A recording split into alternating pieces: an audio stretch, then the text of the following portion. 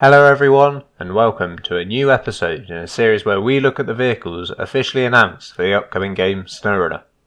Today we'll be looking at the seemingly military-inspired TUZ 420, which is based on the real-world GAZ-59037A, a really rather interesting vehicle that should be a great truck to really break apart.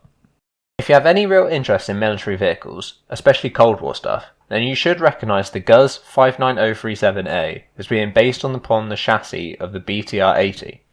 The BTR-80 was a late Cold War 8-wheeled Soviet APC, which came as the next model in the series that included the BTR-60 and BTR-70, and was and is still used in so many countries it's actually ridiculous.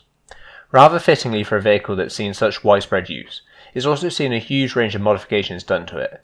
Most of these are small internal changes, or just slightly different equipment used on board, especially where certain nations would rather use native equipment, although some pretty major changes were also made that we'll get to later. So the first major difference you should notice between the BTR-80 and its civilianized cousin is the much taller superstructure, the GAZ-59037A, and the huge number of windows present on the vehicle. This is due to the fact that obviously since the vehicle isn't going to be present in combat situations, it doesn't need to be armoured nor have a low profile. On the flip side, this larger superstructure gives the occupants more space and the ability to see out of the truck from the inside. Important for both research teams and tourists. Reportedly, the two primary targets of this product. Other than this superstructure change, there is very little to no mechanical changes made to the design, and so due to this I'll be mainly talking about the BTR-80 in this video. The initial production BTR-80 was fitted with a 260 horsepower, 10.9 litre diesel V8 built by KAMAZ. Whilst I would usually comment on how powerful this engine is in comparison to its counterparts, there really is nothing else like the TUZ 420 in game, so I'll just point out that the BTR-80 has a power to weight ratio of 19 horsepower per tonne, which is actually really rather good. However, this was only the basic engine.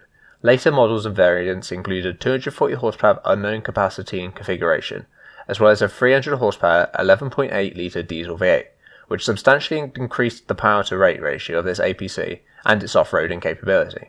And these engines are only from its Russian variants. Where it's seen service all over the world, it's been fitted with numerous other locally built engines. However, none of these exceed 300 horsepower.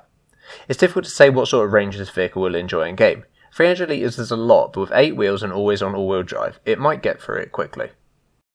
The off-roading ability of the BTR-80 is almost unparalleled, fitting its military use. It has a step climbing ability of 50 cm and a ground clearance to nearly match that. It can cross a 2 metre long trench and can climb a 60% slope. However, one of the most unique features of the vehicle, and one of the most exciting features for Snowrunner, is the fact that the BTR-80 is fully amphibious.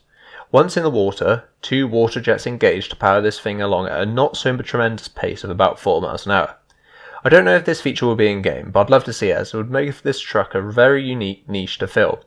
Otherwise, it has to be said that the wheel placement on this vehicle is excellent and allows for a totally even spread of weight across the entire length of it. It must be noted that they got all the data on the truck card, bar the fuel tank, correct. 7.7 metres is quite short in game, but long for a Scout. However, 3 metres is wide for any vehicle. But overall, I think these dimensions are quite reasonable, and should make this APC agile enough to get where it needs to go. I'd be interested to see what equipment the TUZ 420 can take. We've obviously seen it with a standard set of repair kits and whatnot, but I'm sceptical if it will be able to tow trailers, as the real life vehicle cannot, which may limit its usefulness compared to other Scouts. I hope you enjoyed watching this video. This really is a curious machine, and hopefully lives up to its real life counterpart in game. If you have any suggestions for what trucks you'd like to see me cover, please comment down below, or if you have any corrections in general. I hope you enjoyed watching this video. Please take it easy.